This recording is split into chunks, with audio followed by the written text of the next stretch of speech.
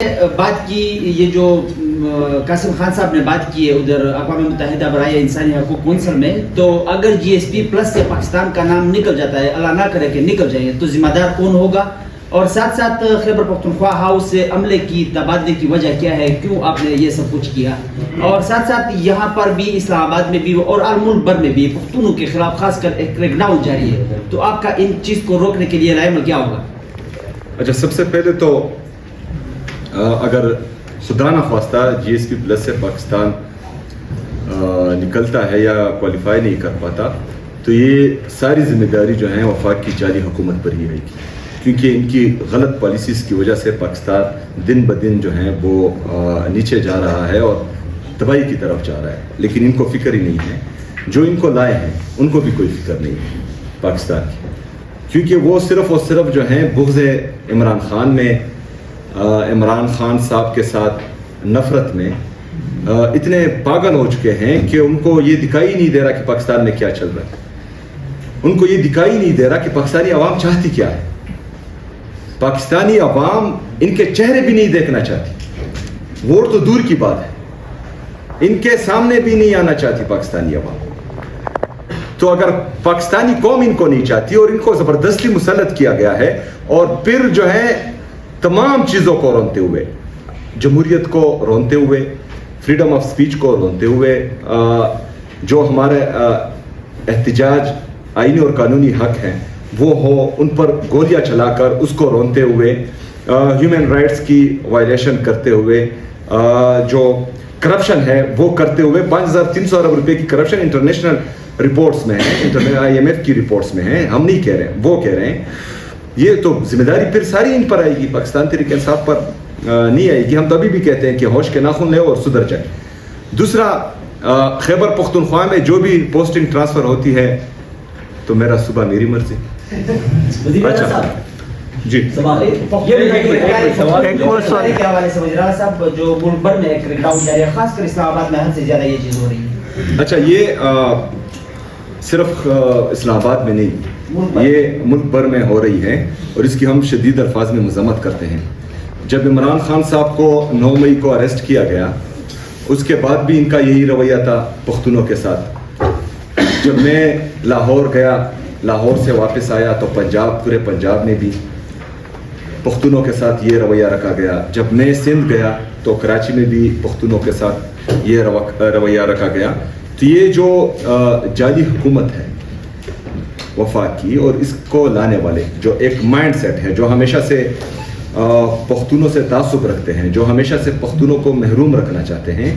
یہ ان کی ہی پالیسی ہیں، اور ان کی اس پالیسی سے نفرتیں پڑیں گی۔ ان پالیسی سے جو یہ مسلسل اپنائے ہوئے ہیں، اس سے جو ہے لوگوں میں تفریق آئے گا، اس سے ان سے نفرت مزید زیادہ ہوگی، اور اس سے جو ہے پاکستان کو نقصان ہوگا۔ تو ان کو ہوش کے ناخن لینے چاہیے اور اس طرح کا کوئی بھی قدم نہیں اٹھانا چاہیے جس سے پاکستان تقسیم ہو۔ صاحبزادہ عمران خان صاحب کی، قاسم خان صاحب، آپ نے ویڈیو بھی دکھا دیا، آپ نے بتایا کہ یہ اے آئی جنریٹڈ تھا، یہ فیک ویڈیو تھا، لیکن کچھ سوشل میڈیا پہ تصویریں وائرل ہوئی ہیں قاسم خان صاحب کی، جو کہ عمران خان صاحب کے بیٹے ہیں، وہ نسیم بلوچ صاحب کے ساتھ دیکھے گئے ہیں، وہ کردار جو پاکستان کے شدید مخالف رہے ہیں۔ آپ ان کرداروں کے ساتھ عمران خان صاحب کے بیٹوں کی قربت کو کیسے دیکھتے ہیں سر؟ جی دیکھیں، سب سے پہلے تو آپ نے جو باتیں کی اس میں سے ایک بھی میں نے نہیں کی، پتہ نہیں آپ کو واٹس ایپ پر کس کا میسج آیا۔ دوسرا جو ہے، جو آپ کہہ رہے ہیں کہ عمران خان صاحب کے صاحبزادے، تو ایک ایونٹ میں جو ہیں تمام لوگ ان آفیشلی یا انفارملی کوئی بھی آ سکتا ہے، مل سکتا ہے، لیکن آفیشلی اگر آپ جائیں اور آپ کے پاسپورٹ پر یہ لکھا ہو کہ یہ پاسپورٹ اسرائیل کے علاوہ تمام ممالک کو جو ہیں آپ کو الاؤڈ ہیں، مطلب آپ اسرائیل کا وجود بھی تسلیم نہ کرتے ہیں، اس کے بعد بھی اس جعلی حکومت کے کرتا دھرتا وہاں پر جائیں اور اسرائیل میں جو ہیں کاروبار کے مواقع ڈھونڈے اور آپ جو ہیں اپنے لیے وہاں سے جہاز خریدے، تو میرے خیال میں یہ سنگین جرم ہے اور یہ جرم نہیں ہونا چاہیے۔ دوسری بات یہ ہے کہ پاکستان میں ہمارے جتنے بھی ہیں، چاہے وہ بلوچ ہیں، چاہے پختون ہیں، چاہے سندھی ہیں، چاہے پنجابی ہیں، چاہے گلگتی ہیں، چاہے کشمیری ہیں، ہمارے ہر مکتبہ فکر اردو اسپیکنگ جتنے بھی ہمارے لوگ ہیں ہم سب پاکستانی ہیں. میں بار بار ایک بات کہتا ہوں کہ جب کوئی بھی قوم اٹھ جائے اور وہ اپنے حقوق کی بات کرے تو ان کو سننا چاہیے, ان کو سینے سے لگانا چاہیے, ان کو جو ہے ان کے پیچھے ڈنڈے نہیں اٹھانے چاہیے, ان کے پیچھے بندوقیں نہیں اٹھانی چاہیے, کیونکہ جو تحریک حقوق کے لیے شروع ہوتی ہے اور ان کو حقوق نہ دیے جائے تو وہ پھر آزادی کی تحریکیں بن جاتی ہیں, جو پاکستان کے لیے بھی نقصان دہ ہیں اور پاکستانی عوام کے لیے بھی نقصان دہ ہیں.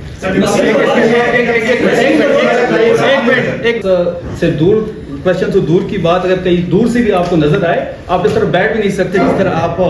KPK کے سی ایم کے ساتھ بیٹھے ہوئے ہیں. ان سے یہ سوال ضرور کرنا کہ مریخ میں جب جندال آیا تھا بغیر ویزے کے جو سیلفیاں وہاں لے جا رہی تھی اس کے بارے میں اس کا کیا خیال ہے, یہ سوال ضرور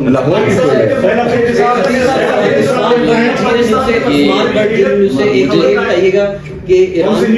عثمان بٹ جینن ٹی وی. اچھا, یہ جو ایران کے جو سپریم لیڈر ہیں ان کی شہادت کے بعد جو یہاں پہ پروٹیسٹ ہوا تھا ڈپلومیٹک انکلیو کے پاس, وہاں پہ جو فائرنگ کی گئی, شیلنگ کی گئی, ایک تو اس پہ آپ کمنٹ کر دیں. دوسرا, ابھی یہاں پہ ڈیلیگیشن آئے ہیں باہر سے,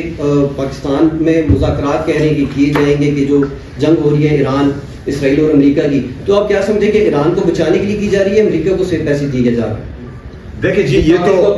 یہ تو جب مذاکرات کامیاب ہوں گے اس کے بعد ہی پتہ چلا گیا کہ مطلب کس کا نقصان ہوا ہے اور کس کا فائدہ ہوا ہے. لیکن میرے خیال میں جو ایران کا سٹانس ہے تو وہ جو ہیں اپنے مفادات پر کبھی بھی کمپرومائز نہیں کریں گے, اور پاکستان کا کردار میرے خیال میں ہمیشہ جو ہے وہ مذاکرات اور امن میں ہی ہونا چاہیے. پاکستان کو ہمیشہ یہ بولنا چاہیے کہ ہم امن میں سب کے ساتھی ہیں اور ہم جنگ میں کسی کا ساتھ نہیں دیں گے. تو یہ رویہ ٹھیک رہے گا, کیونکہ ہمارا کسی سے کیا لینا دینا, ہم نے اپنا ملک سنبھالنا ہے, اپنے ملک میں جو ہے امن و امان لانا ہے, اس ملک کو ترقی دینی ہے. تو سب سے پہلے ہمیں اپنا سوچنا چاہیے, پھر بعد میں جو ہے دوسروں کا سوچنا چاہیے. صاحب حیدر شرازی, یہ کہ گزشتہ 1.5 سال سے پی ٹی آئی کے اندر سے ہی سیاسی فیصلوں سے روکا جاتا رہا, یا کچھ ایسی قوتیں رہی ہیں جو سیاسی فیصلے نہیں ہونے دیتی رہیں. تو اس وقت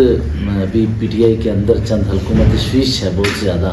کہ سیاسی فیصلوں کا جنہیں اختیار دیا ہے یا پھر جو سیاسی فیصلے کریں گے ان کو سوشل میڈیا پریشر یا ملٹری اسٹیبلشمنٹ کے ساتھ تعلقات رکھنے والوں کی جانب سے کچھ رکاوٹوں کا سامنا کرنا پڑ رہا ہے, یا ایسا ہے کہ سیاسی فیصلے کھل پر کرے نہیں دیے جا رہے. تو ایسے موقع پر آپ کہاں کھڑے ہوں گے؟ ماضی میں تو ہمیں بیرسٹر صاحب سے لے کے بہت سارے کردار تھے, تو اس وقت آپ اپوزیشن اتحاد کے ساتھ کس طرح چلیں گے, یا چیزیں جس میں سیاسی فیصلے آزادی سے ہو سکیں اور اس کے جو بھی نتائج ہیں وہ ایک الگ بحث ہے. دیکھیں, سب سے پہلے تو ہماری جتنی بھی میٹنگز ہوئی ہیں اپوزیشن اتحاد سے, تو اس میں ہم نے ان کو یہ باور کروایا ہے کہ عمران خان صاحب کا فیصلہ ہے کہ احتجاج اور مذاکرات دونوں آپ کا اختیار ہے. تو آپ کا جو بھی فیصلہ ہوگا, پاکستان تحریک انصاف اور پاکستان تحریک انصاف کے کارکنان, پاکستان تحریک انصاف کی لیڈرشپ سب آپ کا ساتھ دیں گی انشاءاللہ تعالیٰ اس میں. دوسری بات یہ ہے کہ ہم بالکل پریشر میں نہیں آتے. سوشل میڈیا ہماری طاقت ہے. سوشل میڈیا پر اگر فرض کرے لیڈرشپ کی طرف سے تنقید ہوتی ہیں تو میرے خیال میں وہ ہمیشہ عمران خان صاحب کی محبت میں ہوتی ہیں, اور ہم سب کا عمران خان صاحب سے ایک ایسا رشتہ بنا ہوا ہے جو کبھی نہ ٹوٹے گا اور نہ انشاءاللہ تعالیٰ وہ کم ہوگا, اور دن بدن وہ زیادہ ہوتا جا رہا ہے. تو ان حالات میں کچھ لوگ اگر فرض کریں یہاں پر گراؤنڈ پر موجود نہیں ہیں تو ان کو گراؤنڈ ریئلٹیز کا نہیں پتہ. جو لوگ گراؤنڈ ریئلٹیز جانتے ہیں وہ اس کے مطابق فیصلے لے رہے ہیں, اور انشاءاللہ تعالیٰ مجھے امید ہے کہ سوشل میڈیا ہماری طاقت ہے اور وہ ہمارے ہر فیصلے میں ہمارا بھرپور ساتھ دے گی. اور میں تمام پاکستانیوں کو یہ باور کرانا چاہتا ہوں, یہ یقین دلاتا ہوں کہ ہم عمران خان صاحب کے ساتھ کھڑے ہیں. ہماری تمام جدوجہد عمران خان صاحب کے لیے ہیں, اس کی رہائی کے لیے ہے, ملک میں آئین اور قانون کی بالادستی کے لیے ہیں. عمران خان صاحب نے جو حقیقی آزادی کی تحریک شروع کی تھی, انشاءاللہ تعالیٰ اس کی حصول تک ہماری یہ جدوجہد جاری رہے گی. ہم نے انشاءاللہ تعالیٰ کچھ فیصلے لینے ہیں, ہو سکتا ہے وہ سخت ہوں, تو آپ انتظار کریں, انشاءاللہ تعالیٰ آپ کو مایوسی نہیں ہوگی. پاکستان جنگ رکوانے کے لیے ثالثی کا کردار ادا کر رہا ہے اور بڑی اہم شخصیات جو اسلام آباد میں آ رہی ہیں. اگر یہ لمبا ہو جاتا ہے ثالثی کا کردار اور مہینہ 2 مہینے چلتا ہے، تو کیا آپ تحریک مؤخر کریں گے یا پریشر ڈالنے کے لیے جلدی تحریک لے کے آئیں گے؟ دیکھیں، سب سے پہلے میں پچھلی دفعہ بھی اسلام آباد میٹنگ کے لیے آیا تھا تو میں پاکستان کے لیے آیا تھا، کیونکہ جو میرا آئینی عہدہ ہے وہ اس کا یہ تقاضا ہے کہ میں پاکستان کے حوالے سے جو بھی میٹنگ ہو اس میں شرکت کروں، اور یہ عمران خان صاحب کی ہدایت کی ہے۔ تو اگر فرض کریں پاکستان تحریک انصاف اور پاکستان تحریک انصاف کی گورنمنٹ دونوں پاکستان کے لیے قربانی دے رہے ہیں، تو اگلی طرف سے کیا ہو رہا ہے؟ نااہلیاں احتجاج پر جو ہیں چڑھائی، چادر اور چار دیوالی کی پامالی، ہماری بہن عالیہ حمزہ صاحبہ کو اریسٹ کیا گیا، عورتوں کو اریسٹ کرنا، عورتوں کی بے حرمتی، بے عزتی۔ تو دوسری طرف سے یہ ہوگا تو پاکستان صرف جو ہے پاکستان تحریک انصاف کا ہے کہ ہم سب کا ہے؟ تو میرے خیال میں دونوں طرف سے پاکستان کا جب سوچا جائے گا تو بہتر ہوگا۔ باقی جو ہے پاکستان میں حقیقی جمہوریت کے لیے، پاکستان میں آئین اور قانون کی بالادستی کے لیے ہماری یہ جدوجہد ہے، تو اگر فرض کریں ہمارے احتجاج سے یہ چیز بحال ہوتی ہے تو میرے خیال میں یہ اچھی بات ہے۔ سر آپ نے کہا کہ ٹرانسفر پوسٹنگ آپ کا صبح آپ کی مرضی، اس میں 2 خبریں گردش کر رہی ہیں۔ ایک یہ ہے کہ ایک مبینہ طور پر کوئی ملاقات ہوئی علیمہ خان صاحبہ اور آپ کی کسی شخصیت سے، دوسری بات یہ ہے کہ سابق وزیر اعلیٰ کو کوئی انفارمیشن پاس کی جا رہی ہے، اس میں حقیقت کیا ہے؟ کون سی خبر درست ہے؟ اس میں دونوں خبریں درست نہیں ہیں، دونوں کی تردید ہی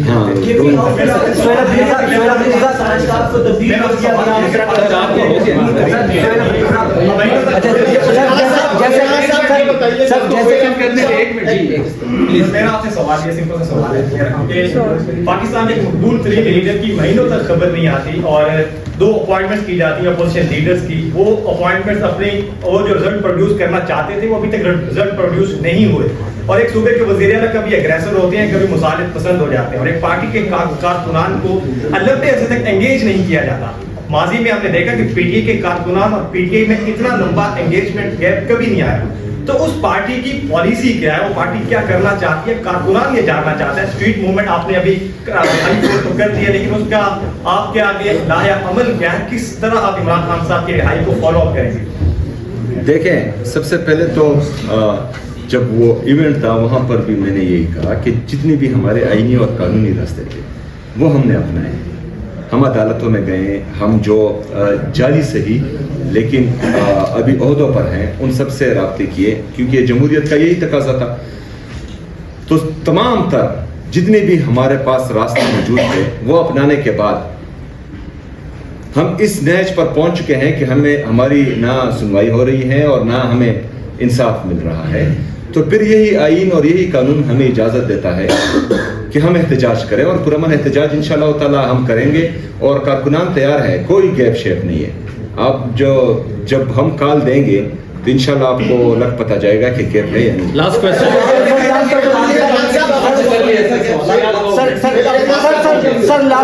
پاکستان میں جب بھی تحریکیں چلتی ہیں تو موسم کو دیکھا جاتا ہے، آگے اپریل 1 دن بعد شروع ہونے والا ہے، اس کے بعد مئی، جون، جولائی،